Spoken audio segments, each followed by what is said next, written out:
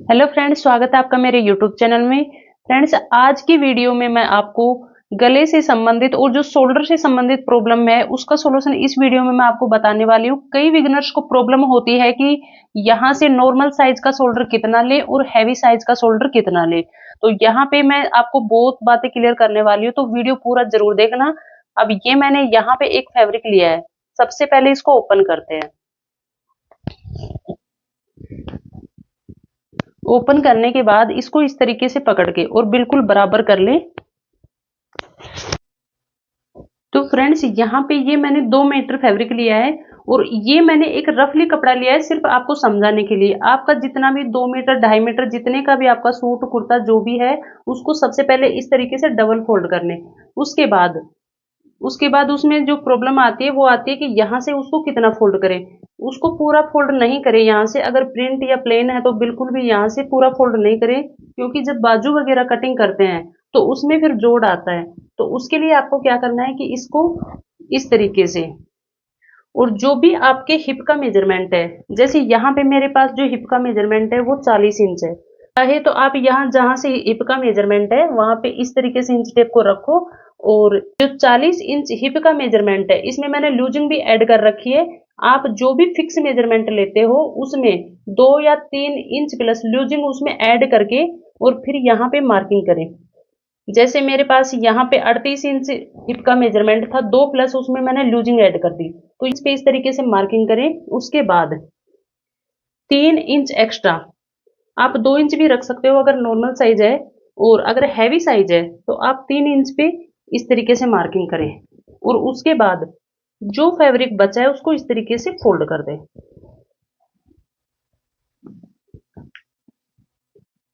तो यहाँ पे मैंने फोल्ड कितना किया है वो आपको अच्छे से बता दिया है। हिप के मेजरमेंट के अकॉर्डिंग करें, उसमें 2 या 3 प्लस यहाँ पे एक्स्ट्रा लें, क्योंकि घेरा फोल्ड करने के लिए एक्स्ट्रा मार्जिन चाहिए। उसके बाद जो आपको जरूरत पड़ती है वो पड़ती है यहाँ पे लेंथ की। तो लेंथ यहाँ पे, जैसे मैंने यहाँ पे 34 इंच की लंबाई ले ली इस तरीके से। तो ये तो हो गई टोटल लेंथ जितनी आपको रखनी है। उसके बाद यहाँ से अगर सिलाई वाला आप बना रहे हो तो उसमें 1 या 1.5 इंच ही एक्स्ट्रा यहाँ पे लेना है। और अगर यहाँ पे तुरपाई वाला अगर आप कुर्ता बना रहे हो तो उसमें यहाँ से एक्स्ट्रा मार्जिन लेना है 2 या 2.5 इंच का, इस तरीके से। तो मैं यहाँ 2 इंच पे इस तरीके से मार्किंग कर दूंगी। और अगर आपका फैब्रिक नीचे से बराबर नहीं है तो उसको भी पहले बराबर कर ले। तो यहाँ पे ये फोल्ड करने का हो गया, और ये मार्किंग हो गई यहाँ से जो फिक्स लेंथ है उसकी। उसके बाद यहाँ इंच टेप को रखे ऊपर, और 15 इंच या 14.5 इंच पे, अगर नॉर्मल साइज है तो आप 14.5 इंच पे मार्किंग कर लो, और अगर हैवी साइज है तो आप थोड़ा 15 इंच पे कर लो। उसके बाद यहाँ पे जो हिप का मेजरमेंट है ये आपको हाइट के अकॉर्डिंग करना होता है। अगर एक नॉर्मल साइज का कर रहे हो आप तो 21 इंच पे होगी, और एक अगर थोड़ी सी जैसे कि हाइट थोड़ी कम होती है नॉर्मल साइज से तो आप 20.5 या 20 इंच पे भी कर सकते हो। तो मैं लगा रही हूँ 20.5 इंच पे मार्किंग, और शेप पट्टी से इस तरीके से इसको बड़ा कर लो।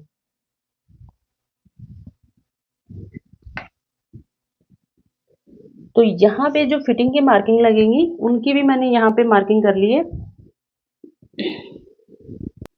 अब बात आती है कि यहाँ से शोल्डर कितना ले। तो ये चीज मैं आपको बहुत अच्छे तरीके से समझा देती हूँ। अगर 1 इंच से 5 इंच तक का यहाँ पे गला बना रहे हो आप, 1 इंच से 5 इंच तक का आप गला बना रहे हो, तो यहाँ पे शोल्डर जितने हैं उतने ही लेने हैं। जैसे मान लो यहाँ से शोल्डर है 14 इंच, तो आप उसका हाफ करके यहाँ पे मार्किंग करेंगे 7 इंच पे। और अगर मान लो आपके पास जो शोल्डर है वो है 16 इंच, तो यहाँ पे 8 इंच पे मार्किंग करेंगे इस तरीके से।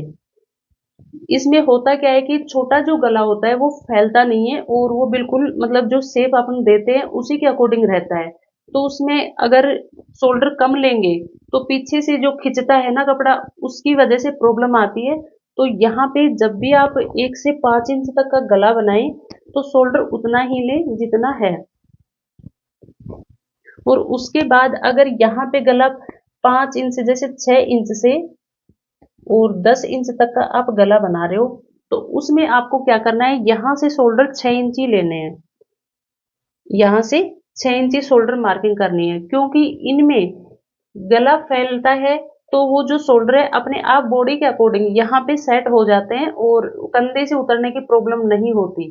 तो इसकी इसलिए यहाँ से अगर 6 से 10 इंच का आप नेक बना रहे हो तो वहाँ पे शोल्डर आपको 6 इंच ही लेने हैं।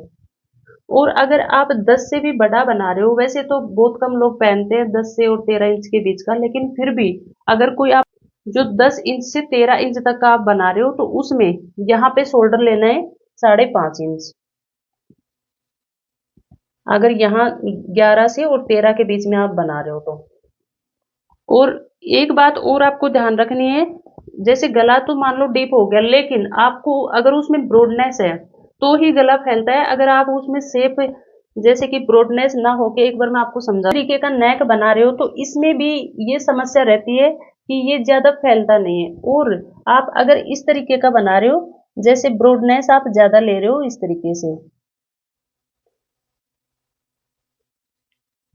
जैसे इस तरीके का आप अगर नेक बना रहे हो तो इसमें क्या है कि इसमें जो शोल्डर है वो उतरने की समस्या रहती है। तो आपको क्या करना है कि अगर आप ब्रॉडनेस ज्यादा ले रहे हो तो यहाँ पे शोल्डर आपको कम लेना है, और अगर आप ब्रॉडनेस कम ले रहे हो तो आपको शोल्डर ज्यादा लेने हैं। तो आपको अच्छे से समझ में आ गया होगा कि किस तरीके से यहाँ से शोल्डर ले। उसके बाद कई बिगिनर्स की ये प्रॉब्लम रहती है कि अगर हैवी साइज हो तो यहाँ पे अगर हैवी साइज है और ब्रॉडनेस अगर यहाँ पे गले की ज्यादा है तो आप यहाँ से शोल्डर कम लेना है, और अगर ब्रॉडनेस कम है तो यहाँ से शोल्डर थोड़े से बढ़ा के लेने हैं। तो ये सब जो फार्मूला होता है ये सब बॉडी मेजरमेंट के अकॉर्डिंग होता है। एक सिंपल सा यहाँ पे मैंने बताया कि 1 से 5 इंच तक का नेक बना रहे हो तो उसमें जितने शोल्डर है उतने ले। 10 6 से 10 इंच का अगर बना रहे हो तो 6 इंच शोल्डर एक नॉर्मल साइज के लिए होता है। और उसके बाद 11 से 13 इंच का बना रहे हो तो यहाँ पे 5.5 इंच शोल्डर ले। और अगर हैवी साइज है तो आप उसमें 5.5 की जगह यहाँ पे 6 इंच शोल्डर ले इस तरीके से। ये हैवी साइज के लिए है स्पेशल, 11 से 13 इंच का। तो इसमें आधा इंच यहाँ से बढ़ा के लें। अब यहाँ पे मैं जो बना रही हूँ ये एक नॉर्मल साइज का बना रही हूँ, तो यहाँ पे मैंने 6 इंच पे मार्किंग कर दी। अब आर्म होल किस तरीके से निकालना है, अब यहाँ से देंगे आधा इंच का डाउन। अब आर्म होल यहाँ से 6.5 इंच ही लेना है। अगर यहाँ पे आर्म होल ज्यादा लेंगे तो सूट की फिटिंग बिल्कुल नहीं आएगी, क्योंकि यहाँ पे अगर 6 इंच शोल्डर लिए तो 6.5 इंच ही आर्म होल लेना है। और यहाँ से इस तरीके से गोलाई दे देंगे इस तरीके से। उसके बाद एक प्रॉब्लम यहाँ पर भी आती है, अगर मान लो कि नॉर्मल साइज है तो आप यहाँ से, अगर नॉर्मल साइज है तो आर्म होल से आप 2 या 2.5 इंच नीचे ही ब्रेस्ट का जो मेजरमेंट है उसकी मार्किंग करेंगे। और अगर हैवी साइज है तो आप यहाँ से 3 या 3.5 इंच पे मार्किंग करेंगे। और यहाँ पे जो लोअर ब्रेस्ट का जो मेजरमेंट होता है हैवी साइज में उसकी भी मार्किंग करनी होती है। तो यहाँ पे एक मैं लाइन ड्रॉ कर देती हूँ।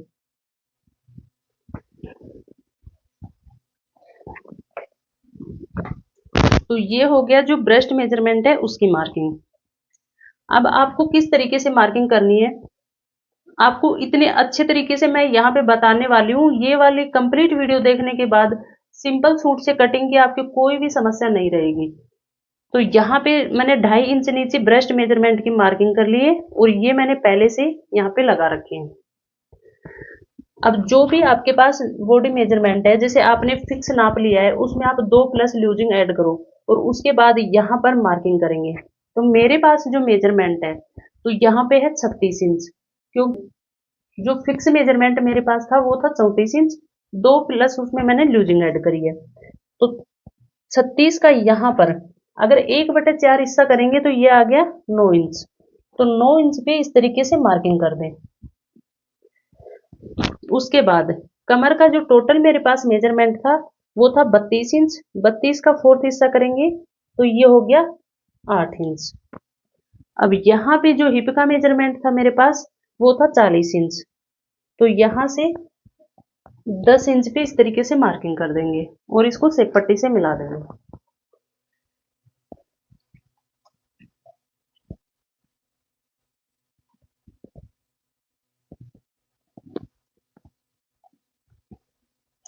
सेब पट्टी से मिलाने के बाद जो भी आपको एक्स्ट्रा फैब्रिक यहाँ पे रखना है, तो यहाँ पे एक्स्ट्रा इसी तरीके से मार्किंग कर देंगे। जितना आपको रखना है उसी के अकॉर्डिंग आप यहाँ पे रख सकते हो। और जितना आपको घेरा फोल्ड करना है, कई बिगनर्स क्या है यहाँ से ज्यादा रखते हैं। वैसे जो बढ़िया फिटिंग आती है वो आती है बिल्कुल जैसे हिप का जो मेजरमेंट होता है उसी के अकॉर्डिंग घेरे पे यहाँ पे मार्किंग करें।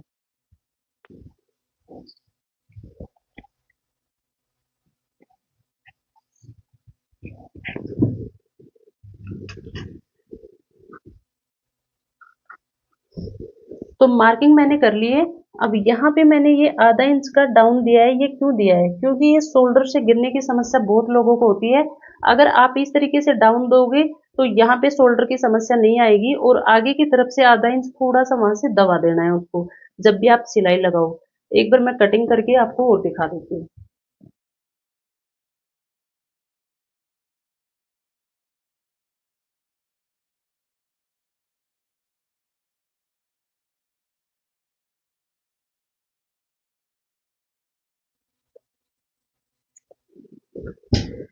तो फ्रेंड्स यहाँ पे कटिंग तो कर ली है। अभी इसमें दो चेंज और करने हैं। ये दोनों जो पार्ट है इनको अलग अलग कर लेंगे यहाँ से। अभी कई बिगनर्स की प्रॉब्लम होती है कि जो गला है वो पीछे की तरफ जाता है। तो उसके लिए आपको क्या करना है, जो बैक वाला पार्ट है उसको हटा देना है इस तरीके से, और जो फ्रंट वाला पार्ट है उसको उठाना है इस तरीके से। इसमें दो चेंज होते हैं। एक तो यहाँ से आधा इंच का डाउन देंगे। बैक वाला पार्ट हमेशा आधा इंच बढ़ा लेना चाहिए, क्योंकि बॉडी स्ट्रक्चर कुछ इस तरह का होता है जैसे कंधे थोड़े उठे हुए होते हैं। अगर आधा इंच बढ़ा लेंगे तो वो जो नेक पीछे की तरफ जाता है वो नहीं जाएगा। और दूसरा यहाँ पे आपको क्या करना है कि आर्म होल में जो यहाँ पे झोल बनता है और यहाँ से जो फिटिंग नहीं आती बाजू की, उसके लिए आपको यहाँ से आधा इंच का डाउन देना है। ये फ्रंट वाले पार्ट में आपको करना है, बैक वाले में नहीं करना। तो यहाँ पे मैंने कंप्लीट सूट की कटिंग करके दिखा दी है। और मेरा जो मेन टॉपिक था वो था यहाँ पे जो नेक होता है और कितने शोल्डर लेते हैं जो नेक बनाते हैं उसके अकॉर्डिंग, और किस तरीके से परफेक्ट फिटिंग आए सूट की, तो वो मैंने बहुत अच्छे तरीके से समझा दिए। अगर आपको वीडियो पसंद आए तो लाइक करें। और सिलाई से संबंधित आपके और भी कुछ अगर डाउट्स होते हैं तो वो मुझे बताया करें कि मुझे पता चले, और मैं उन पे कोशिश करूंगी कि रिप्लाई देने की। मिलते हैं नेक्स्ट वीडियो में। Thank you so much.